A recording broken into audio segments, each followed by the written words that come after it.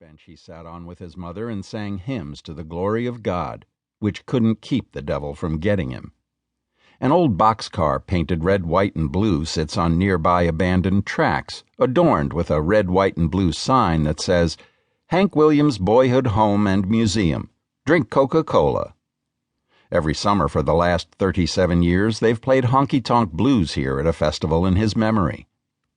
In Montgomery, where Hank Williams went on this road to become Hank Williams, his grave, beneath a 20-by-20 family plot out at Oakwood Cemetery Annex, dwarfs most of the other stones, including those of 3 Confederate generals and 4 Alabama governors. Unlike in Nashville, where Hank molded country music as we know it, Hank seems to be in the loam and woodwork of Montgomery. You don't have to find Hank's past.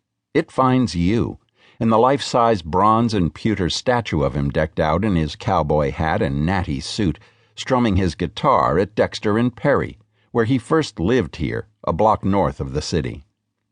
There is the boarding house, once run by Lily Williams on Catoma Street, and the stately brick building, now a home for the elderly, but once the Jefferson Davis Hotel, where Hank sang on the radio. The baby blue caddy, long as a city block, its gigantic chrome grille kept shiny, is in the Hank Williams Museum on Commerce Street.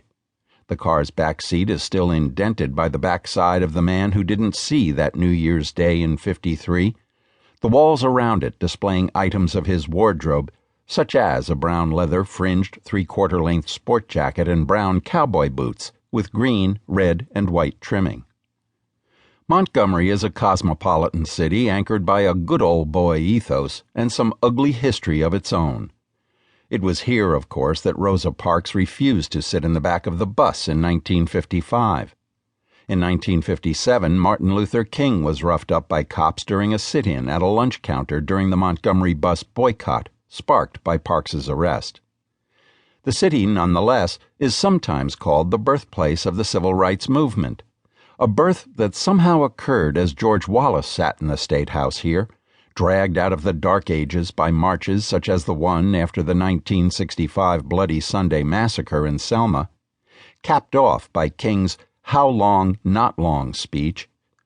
Yet for years after, it was where ancient laws banning interracial marriage stood until 2000, where the Stars and Bars flew until 2015. But things like that never mattered much, or so it seemed, when Hank was around. Go south on the Lonesome Highway and you'll see why.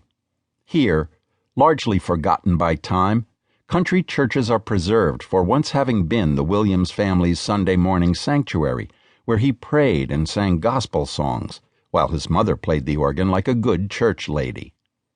There are barber shops where he might have once gotten a haircut and shot the breeze, gas stations where he might have pulled the Cadillac in for a fill-up, chicken shacks where he ordered a bucket of wings, heavy barbecue sauce.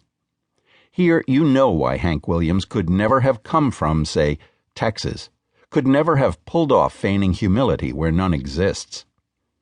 Many songwriters have been inspired by what they saw in Alabama, good and bad. Long past the time when people sang about coming from Alabama with a banjo on their knee, a black blues song like "Alabama Bound," covered by Leadbelly in 1940, reflected temptations of the flesh Hank could relate to. "Why don't you be like me? Why don't you be like me? Drink yo' high-tension whiskey, babe, and let yo' cocaine be."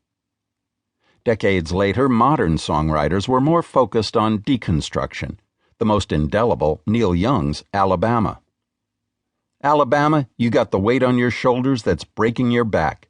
Your Cadillac has got a wheel in the ditch and a wheel on the track." Young didn't stop there.